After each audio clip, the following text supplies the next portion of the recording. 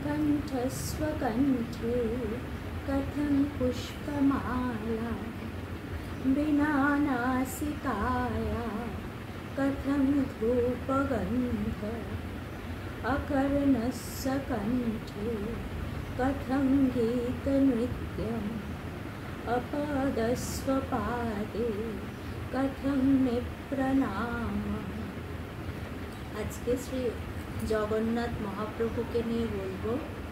তা প্রথমেই মহাকবি বলছেন আকণ্ঠস্ব কণ্ঠে কথং পুষ্পমালা। আমি কোন কণ্ঠে পুষ্পমালা পরাবো? আমি তো প্রভুর কণ্ঠই খুঁজে পাচ্ছি না।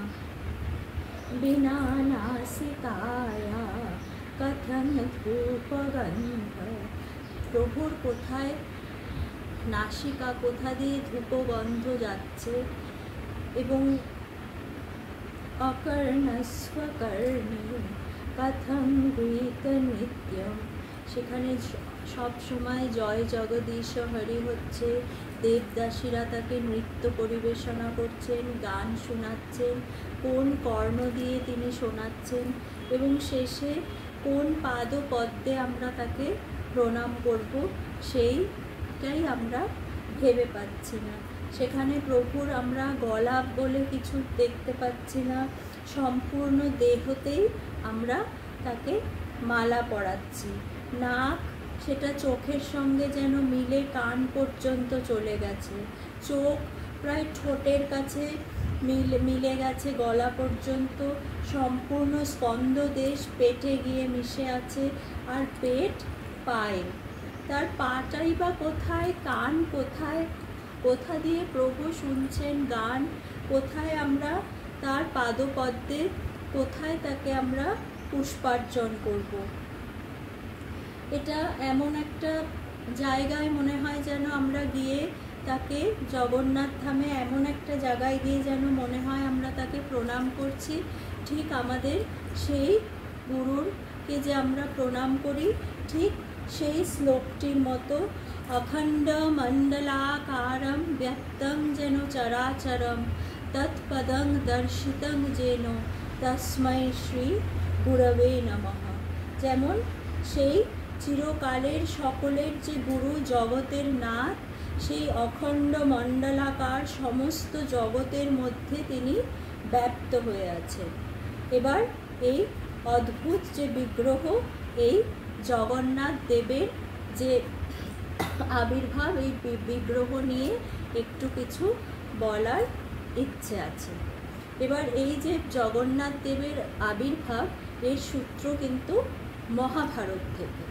এবার এই মহাভারতে শ্রীকৃষ্ণর যে অবতার রূপ ধারণ করেছিলেন, এবার আস্তে আস্তে তার শ্রীকৃষ্ণের অবতার ধারণ শেষ হয়ে এসছে, তার লীলা শেষ হয়ে গেল এবং তিনি তখন তার অন্তর্ধান হওয়ার সময় হয়ে এসছে এবং তিনি বিষণ্ণ মনে এক অরণ্যে বসে আছেন। গাছের ছায়ায়, পাতার ছায়ায় তার পা দুখানি রয়েছে এবং জরা নামের এক ব্যাঘ তখন সেখানে শিকার করার জন্য এসেছিলেন এবং তার পা দুখানি এমনভাবে ঢাকা ছিল যে দূর থেকে ব্যাঘের মনে হয়েছিল যেন হরিণের দুটি কান। এবং সেই সময় জরা তীর নিক্ষেপ করেন এবং সামনে এসে সে দেখল যে তিনি স্বয়ং ভগবান শ্রীকৃষ্ণের পায়ে তীর নিক্ষেপ করেছেন। এবং তখন তো সে হতভম্ব হয়ে গেছেন, কর্তব্য বিমূঢ় হয়ে ভগবানের কাছে ক্ষমা চাইলেন যে প্রভু, আমার তো ভীষণ ভুল হয়ে গেছে, আমি কি করব। তখন শ্রীকৃষ্ণ তাকে আশ্বাস দিলেন এবং বললেন যে এগুলো তো কর্মের লেখন এবং ব্রহ্মা বিষ্ণু মহেশ্বরের দ্বারাও সেগুলো খণ্ডানো যাবে না এবং এতে তোমার কোনো দোষ নেই, ঈশ্বর তোমাকে মুক্তি দেবে। এবার এই অবধি হচ্ছে মহাভারতে রয়েছে। এরপর থেকে স্কন্দ পুরাণে আছে যে এবার এই যে হলো শ্রীকৃষ্ণ মৃত্যুবরণ করলেন এবং অর্জুন এলেন এবং অর্জুন এসে ভগবানের যে পার্থিব শরীর তার সৎকার করলেন এবং এই তার পার্থিব দেহ পুড়ে গেলেও তার হৃদয় কিন্তু পুড়ল না। শ্রীকৃষ্ণের যে হৃদয় সেটি পুড়ল না, এবং মন, বুদ্ধি, চিত্ত, অহংকারের তো কোনো মৃত্যু নেই, এবং সেই যে তার যে সম্মিলিত স্বরূপ যে ভগবানের হৃদয় সেটি পুড়ল না, দগ্ধ হলো না।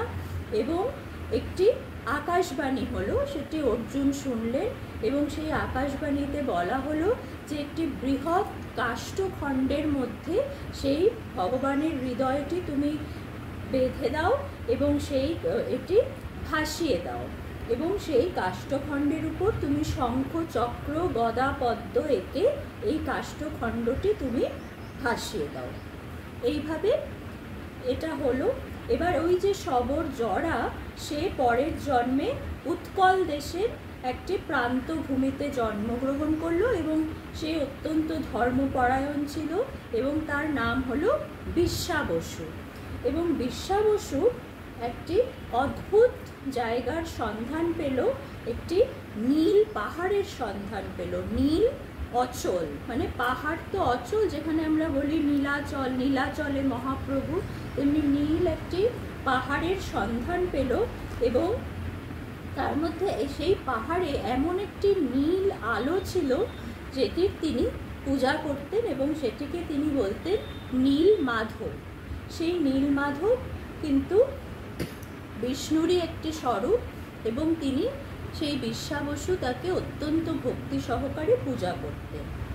এবার এর মধ্যে অবন্তী দেশের যে রাজা ইন্দ্রদুম্ন, তিনি একদিন তীর্থযাত্রীদের মুখে শুনলেন যে এরকম বিষ্ণুরূপী নীলমাধব পাহাড়ের আছে একটি, এবং বিশ্বাবসু নামে এক শবর সেটির পূজা করে। এর আগে কিন্তু ইন্দ্রদুম্ন একটি স্বপ্ন পেয়েছিলেন যে পুরীতে একটি মূর্তি স্থাপনা করার একটি স্বপ্ন তিনি পেয়েছিলেন, সেই জন্য তার মনে আগে থেকেই আগ্রহ ছিল, এবং তিনি সমস্ত লোকজন নিয়ে গেলেন যে নীলমাধব পর্বতটাকে দেখতে হবে, এবং সেই বিষ্ণুর যে রূপ তিনি সেটা দেখার আগ্রহে গেলেন, এবং অনেক খোঁজাখুঁজি করেও তিনি দেখতে পেলেন না, এবং হতাশ হয়ে ফিরে এলেন। এবার তার যে একজন সেনাপতি ছিলেন, অত্যন্ত বুদ্ধিমান মন্ত্রী ছিলেন, তার নাম ছিল বিদ্যাপতি। সেই বিদ্যাপতি বললেন, মহারাজ আপনি হাল ছাড়বেন না, আমি চেষ্টা করে দেখছি, আমি দায়িত্ব নেব, এই নীলমাধবকে আমি আপনাকে খুঁজে বের করব। এই যে বিদ্যাপতি, এরই থেকে কিন্তু এই যে এখন যে দৈতাপতিরা রয়েছে, এই যে এখন যে পুরীতে যে দৈতাপতিরা আছে, এরা কিন্তু এই বিদ্যাপতির বংশধররা।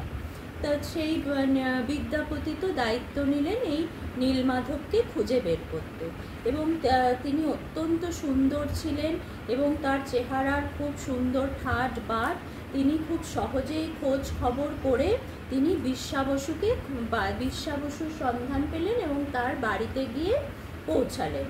এবং বিশ্বাবসুর যে কন্যা ললিতার কিন্তু বিদ্যাপতিকে খুব ভালো লেগে গেল, এবং তার পিতাকে বলে বিদ্যাপতিকে তার বাড়িতে থাকার একটা ব্যবস্থা করে দিল। এবার ভবিষ্যতে সেটা এখন বিদ্যাপতি সেই নীলমাধবের সন্ধানের জন্যই হতে পারে, কি হতে পারে, তাদের দুজনকে ভালো লেগে গেল, এবং তারা বিবাহ করে সেই বাড়িতেই থাকতে লাগলো। এবার বিদ্যাপতি রোজ লক্ষ্য করছে যে এরকম বিশ্বাবসু রোজ ফুল এবং কিছু পুজোর সামগ্রী নিয়ে একটি বিশেষ সময়ে বেরিয়ে যায়, এবং একটি বিশেষ সময়ে আবার ফিরে আসে। এবং সেটা ললিতাকে জিজ্ঞেস করলো যে তোমার পিতা কোথায় যায় এরকম পুজো করতে। ললিতা সেই নিয়ে কোনো কথা তাকে জানালো না। এবার অনেক দিন হয়ে গেছে, এবারে বিদ্যাপতি তো সেই বাড়ির জামাই, এবার সে বিশ্বাবসুকে একদিন জিজ্ঞেস করলো যে আমার খুব জানতে ইচ্ছা করে, এবং আপনি যে পুজো করেন, কাকে পুজো করেন সেটা আমার দেখার খুব ইচ্ছে। এবং প্রথমে বিশ্বাবসু রাজি হয়নি, কিন্তু যখন দেখলো যে ললিতারও খুব আগ্রহ, তখন তাতে রাজি হলো, কিন্তু বললেন যে আমি এক শর্তে নিয়ে যাব, যে তোমাকে আমি চোখ বন্ধ করে সেই জায়গায় নিয়ে যাব, সেই জায়গাটা তুমি দেখবে, সেখানে পুজো করবে, আবার চোখ বন্ধ করে তোমাকে আমরা ফিরিয়ে আনবো। ঠিক আছে, তো বিদ্যাপতি তো অত্যন্ত বুদ্ধিমান, বিদ্যাপতি তাতে রাজি হয়ে গেল এবং বিশ্বাবসু তাকে চোখ বন্ধ করে নিয়ে গেল। এবং বিদ্যাপতি কী করলো, হাতে সর্ষে, মুঠোর মধ্যে সর্ষে নিয়ে নিল, এবং তাকে যখন নিয়ে যাচ্ছিল সে সেই সর্ষে ছড়িয়ে ছড়িয়ে সেই নীলমাধব পাহাড়ে গেল, এবং সে তো অভিভূত হয়ে গেল, সেই নীল আলোর ছটা দেখে সে অভিভূত। এবার সেই সর্ষে তো সে ছড়িয়ে এসছে, এবার দিন যাচ্ছে, ঋতু পরিবর্তন হচ্ছে। এবার যখন বর্ষাকাল এলো, সেই সর্ষের দানা থেকে সর্ষে গাছ এলো, সর্ষে ফুললে যখন সেই জায়গা ভরে গেল, তখন বিদ্যাপতি কি বলল, যে দেখুন অনেক দিন তো আমি আপনার বাড়িতে আছি, এবার আমারও তো কর্তব্য যে আমার বাবা মাকে জানাতে হবে যে আমি তো বিবাহ করেছি, আর ললিতা কতদিনই বা বাপের বাড়ি থাকবে, এবার তো তার শ্বশুর বাড়ি যাওয়া উচিত। আমি চাই আমার স্ত্রী এবার আমি বাড়িতে জানাই, এবং আমি শ্বশুর বাড়িতে মানে আমার ললিতা যাক।